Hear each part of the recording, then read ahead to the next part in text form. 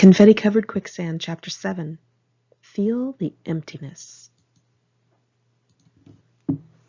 Journal entry, January 4th, 1995. Wesley wasn't so sexy today when he plopped his wisdom tooth down on the counter when I was doing paperwork. He needs supervision. I can't mother him like he needs. John tried to ask me out for a drink. I said no. David bossed me around, and I let him. Nice pecs. One of the cooks tried to ask me to be his girlfriend in Chinese. Basically, it wasn't a great night because I only made $9. I came home, I ate a meatball sub from Subway, and for the rest of the night did waist and bust exercises. Journal entry, January 7th, 1995. Last night sucked. This guy was making fun of Poppy and me behind our backs at the Rainbow. She dragged me there, okay? Missy saw and told us. I confronted the guy who was with his date. I asked him why he was talking shit. He told me to fuck off and he didn't care what I thought. I said, just fuck off? You don't even know me and you just randomly tell me to fuck off? You're just ruining my night? I didn't get it. He just laughed in my face. It was this really out-of-style guy with long permed hair. I tried reasoning with the guy because it was really bothering me. He smirked and said, fuck you, again. I snapped. I threw my drink, glass and all, straight into his face with force from about a foot away from him. His head was soaked, and the straw was stuck in his perm. I said, no, fuck you, and walked away. Journal entry, January 15th, 1995. I got staggering drunk with Bertie last night, who wore a furry, cartoon pink dress that was made out of like stuffed animal fur or something. When I got home, I was locked out of the apartment. I passed out in my downstairs neighbor's bed and I peed my pants while I was sleeping. He was washing his sheets today in the laundry room. He didn't mention it. How embarrassing. Anthony invited a bunch of strangers over from the club. I don't approve of this shit.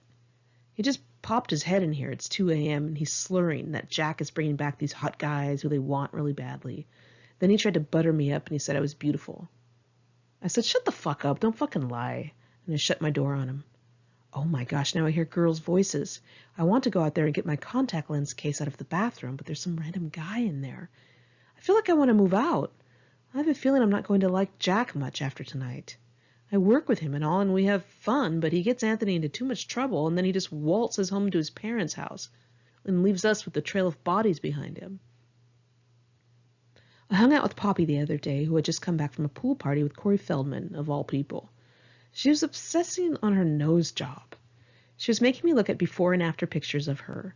I had to tell her it was perfect 3 times. She thinks it's too wide. I said it had only been 3 weeks. What did she expect? I'm sad lately. I'm not evolving. I'm sick of people asking me what I'm going to do with my life because I don't know. I don't have an answer. I was so promising when I was younger, so ambitious, but things have changed. I can't go back to my true self, and maybe I never want to again. It only makes me want to cry. Even if I were to return to my original interests and hobbies and thoughts, my family's disbanded. The surroundings have vanished. I mean, I guess they do for everyone, especially around here. No one has family around here. My dad wrote me a letter after Christmas. He used to be a good father, but then he kind of just went crazy. He got heavily into drugs, and I'm so sick of thinking about how he betrayed me. My mom calls every once in a while. She's different now. She's hard and cold compared to naive and sweet. When I was a kid, I felt a real sense of security being in a warm, happy home with a mother who was there for me when I returned home from school. She used to make homemade bread. It was the best smell in the world. She let the dough rise in the hallway for some reason, covered with a dish towel. She also made great birthday cakes. She was really into cake decorating, and she had all these neat pans and supplies. She always had hobbies and projects going. She got into candy making, stained glass, making candles, and doing needlepoint. She even got patterns and made us dresses. She was very artistic. She kept a lot of art and craft supplies around in case my sister or I wanted to make something. Construction paper, glue, crayons, markers, Play-Doh, yarn, whatever. One time I made a doll out of paper, toilet paper, and paper towels. I rolled up a head, I drew a cute face on it, and I glued on some yarn hair. I think I was like 7 years old. And I taped on a torso, some legs, and some arms. And I didn't just stop at one, I made like 4 or 5 of them.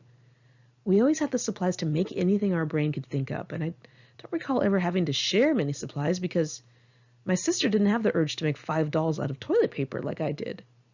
She only had the urge to eat 5 pieces of Laughing Cow cheese and watch 5 cartoons.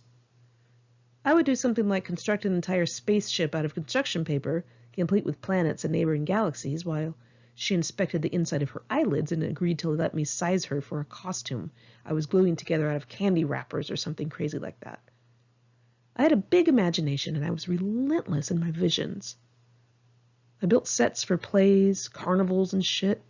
I even made the Price is Right game show out of all those art supplies.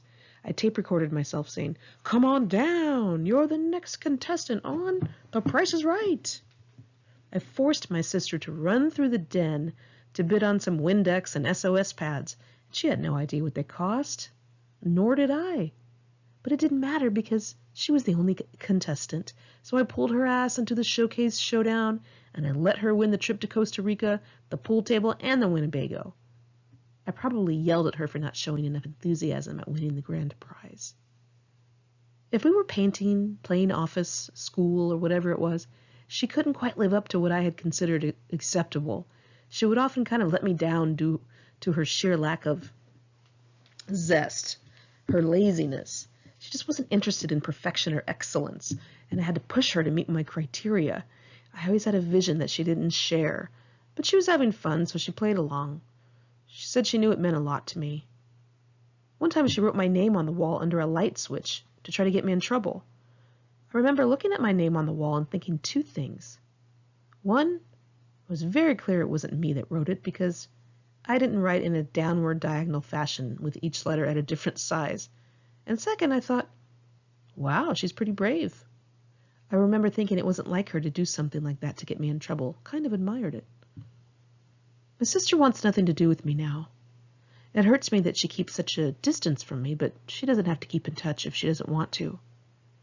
She's going through a general outcast stage, and the last person she wants to be around is someone like me. She despises people like me. She's the main person who tells me I'm different now. She used to really admire me a lot, but now she doesn't really like what I'm about. She says she's worried about it. She should worry about getting off drugs, not about me. Eventually, people lose touch with themselves. I can't very well read in glasses, writing plays and reading stacks of books and dreaming of running a business.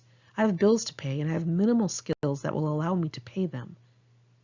I am in LA, and the currency here is looks, which allow me things like free food, free drinks and entertainment, getting out of tickets, getting my car fixed, and I need as much help as I can get. My looks are insurance. Insurance that somebody will help me if I really need it. If you're fat and ugly and standing in the rain with a flat tire, nobody around here would stop. I need to be on point because I'm all alone. All I can say is that it's next to impossible for me to be healthy and happy. I am in survival mode. Health, and especially happiness, are afterthoughts and luxuries. Journal entry, February 7th, 1995. Wesley got fired, and I haven't seen him. I heard he has a restraining order against him for beating up a girlfriend, and he spent 3 months in jail for it. I saw Tracy Lords on Saturday in front of that club, Saturday Night Fever, on Hollywood Boulevard. Anthony just walked in and dropped 12 beers on the floor by accident. Here's this weekend's summary. Friday night. Birdie was finally ready to go out at 1 in the morning. She always takes 3 to 4 hours. We sat in the car, smoked a joint, and went to IHOP for a sandwich.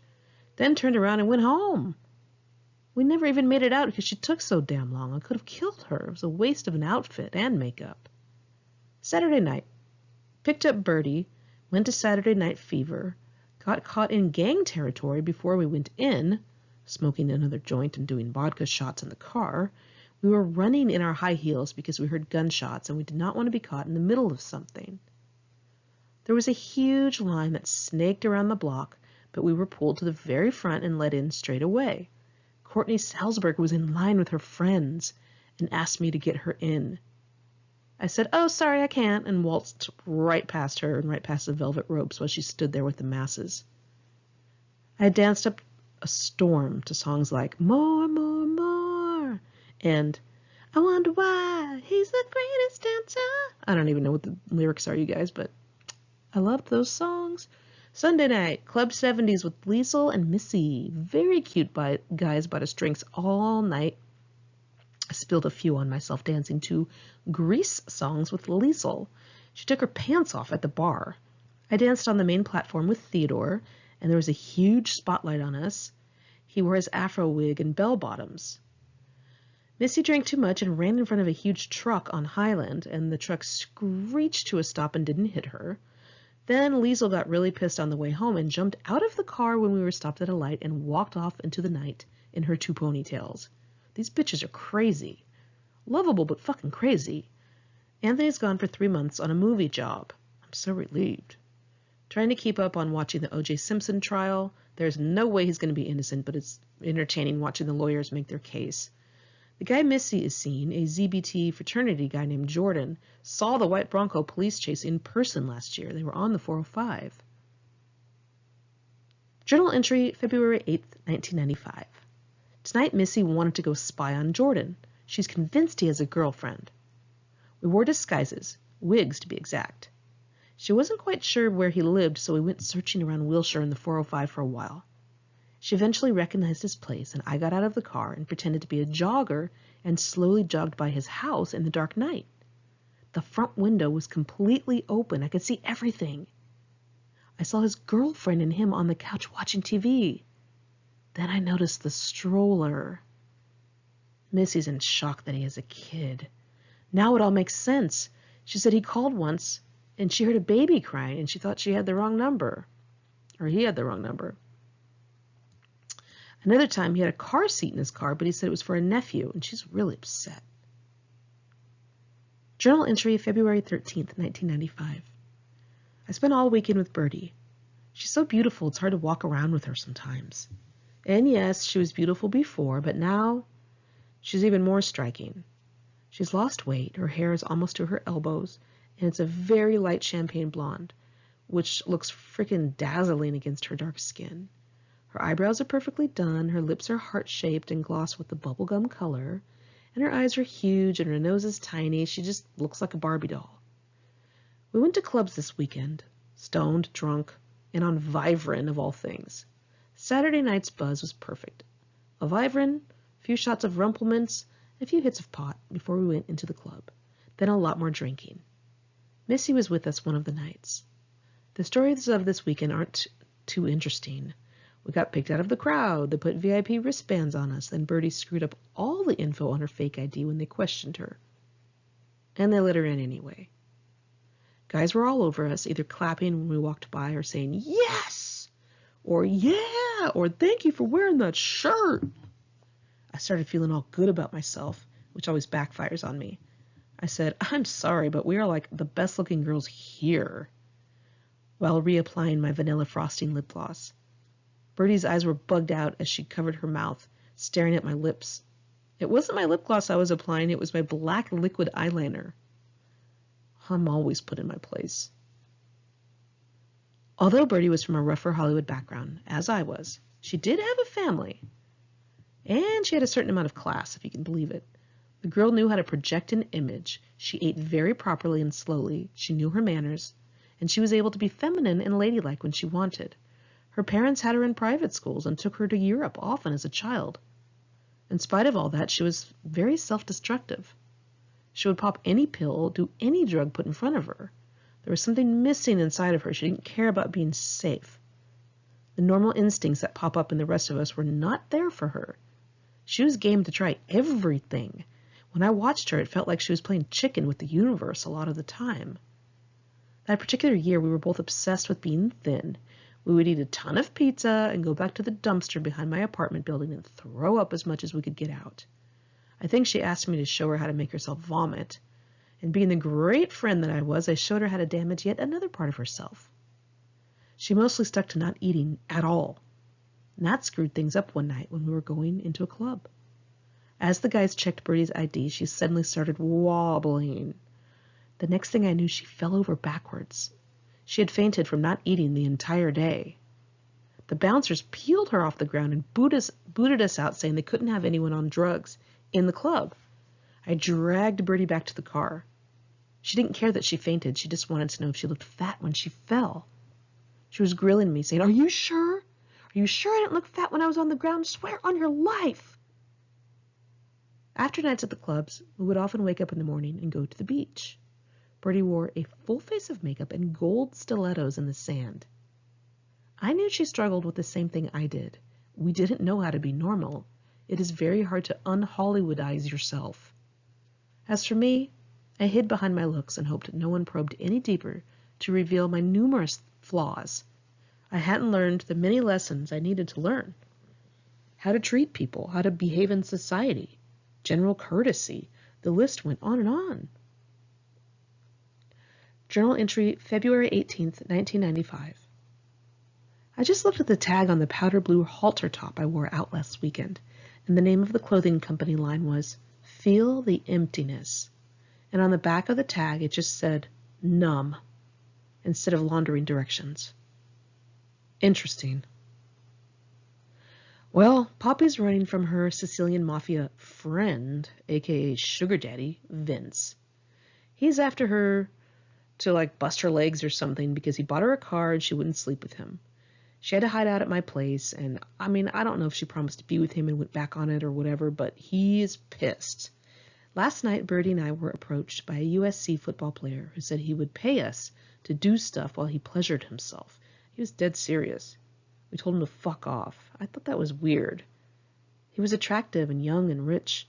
Why would he do something like that? It was just ugly. I'm sitting here in a Charlie's Angels t-shirt that is 10 sizes too small and boxer shorts. I have figured out that smiling a lot is getting me everywhere. That snobbiness that Birdie prefers sometimes works against us. Missy's way, just being majorly happy, gets you everywhere, and Missy's never even trying to get anything off anyone, unlike Birdie and I, who are always trying to scam drinks. Warren G is on the radio singing This DJ. It reminds me of last year. Summertime, pool, working on the patio at lunch, eating sub sandwiches, drinking Gatorade. Journal entry, February 21st, 1995. Matt LeBlanc from that TV show Friends was trying to pick up on me last night in the V.I.P room at Saturday Night Fever. I think he's really cute, but I got nervous. I patted him on the chest and I just kept walking, and he didn't let it go at that. He came up to me again and he flashed that smile and just stood in front of me, locking eyes with me. Whenever someone's really super cute, I can't even talk to them or look at them. I turn into a 12-year-old. I get all flustered. I broke down today. I thought about the last time I felt actual joy, and it was in 1983, when Mom and Dad bought my sister and me kites. We flew kites as a family over the bumpy green hills and under the warm pink summer sky. I miss it so much it hurts. Dad used to take us to Zuma Beach and let us swing really high on the long swings. Once I got myself pumping on the swing, I would wait until I swung forward and then I would launch myself through the air. It made me so happy to be in the air for that moment. It felt like time stopped for a second. Then I would hit the hot sand with a thud. My dad would go to the food stand and buy us these huge jawbreakers called dinosaur eggs. It was just one big egg in a small black cardboard box with colorful bubble letter writing. I had that thing in my mouth while swinging and jumping, with the bright yellow sun in my eyes, flip-flops on the sand next to me, the sound of Culture Club's Do You Really Want to Hurt Me coming from the teenagers in the parking lot. Nothing can top those feelings of actual joy. No buzz is equal, no star hitting on me, no compliments, no free drinks, no nothing can compare to the feelings I had when my family was together and I felt safe.